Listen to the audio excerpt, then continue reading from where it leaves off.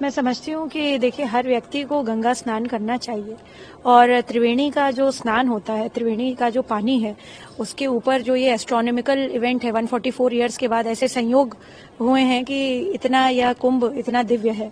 और महाकुंभ में तो देखिए नहाना ही चाहिए हर सनातन व्यक्ति को। अच्छा किया, मैं तो बोलती आ रही हूँ, कल भी मैंने ये बात जब स्नान करा था, मैंने कल भी बोला था, जब मुझसे पूछा गया कि भाई और लोग नहाने क्यों नहीं आ रहे हैं, स्नान करने क्यों नहीं आ रहे हैं, तो मैंने यही बात बोली थी कि भाई हर व्यक्ति को ये करना चाहिए।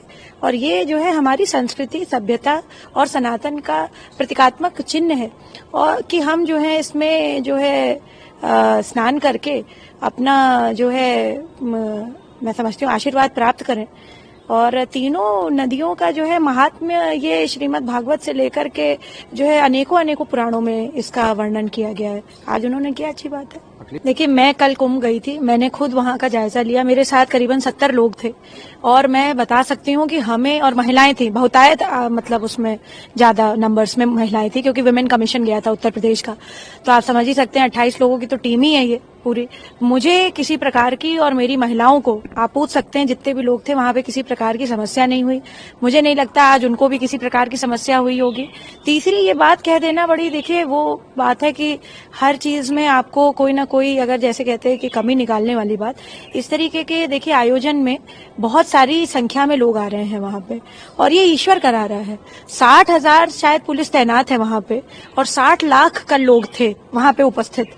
और अभी आने वाले जो मुझे सेंसस पता चला है कि मौनी अमावस्या और जो पूर्णिमा पड़ रही है, क्योंकि कल भी एक इम्पोर्टेंट इवेंट था, तिला एकादशी थी कल, तो मैं समझती हूँ कि इस वजह से देखिए लोग तो नंबर्स आएंगे, 6 करोड़ का बता रहे हैं कि उस दिन होंगे लोग।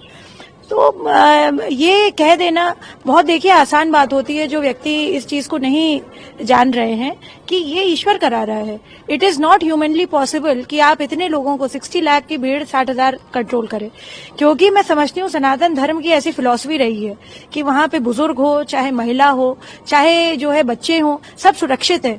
आप देखिए अभी कुंभ में, मैं बता उसी बात पे आ रही हूँ, अभी कुंभ में आग लगी थी और इसको जो है किसी और ने नहीं, बल्कि आदरणीय मुख्यमंत्री जी योगी आदित्यनाथ जी खुद वहां उपस्थित होकर के 1 घंटे के अंदर शांत हुई होगी। इतना और विशाल पंडाल लगा है, इतना बड़ा मैं समझती हूँ इंतजाम हुआ है सबका। वहां पे जन औषधालय से लेकर के बड़े बड़े जितने लोग हैं उन्होंने अपना कैंप लगा रखा है। यहाँ की हमारी सेना से लेकर के फोर्सेस तक ने कैंप लगा रखा है, तो वहां पे अव्यवस्था का तो कोई सवाल ही नहीं होता है। भगवान सबको सद्बुद्धि दे, त्रिवेणी में सब महाकुंभ में स्नान करें और सब सद्विचारों के साथ यहाँ से निकले, ये मेरी प्रार्थना है माँ गंगा, यमुना और सरस्वती से। संगम मतलब एक होता है, राजनीति का मतलब ही एक करो, और एक करो सेव करो, नेक करो, तो अगर उससे बढ़िया कौन स्थल हो सकता है। और जहाँ दुनिया के लोग सीखने आ रहे हो, तो हर राजनीति से परे उठकर हमें वहाँ जाकर दुनिया के लोगों का एक अभिवादन करने का अवसर है। माननीय अखिलेश जी अगर गए प्रयागराज जा रहे हैं तो मैं अपनी सरकार की तरफ से, अपनी पार्टी की तरफ से शुभकामनाएं देता हूं। मैंने अपील भी की थी कि प्रयागराज की धरती निषाद राज की धरती है, राजनीति से परे उठकर कुछ कम से कम निषाद राज के वंशजों का चित्र है वहाँ आए और आगे उठाए, और 18% आबादी निषाद राज के लोगों को नाराज न करें, बल्कि सम्मान के दृष्टिकोण से देखें। जो भी कुछ बोलने से पहले सोच विचार कर बोले और आए।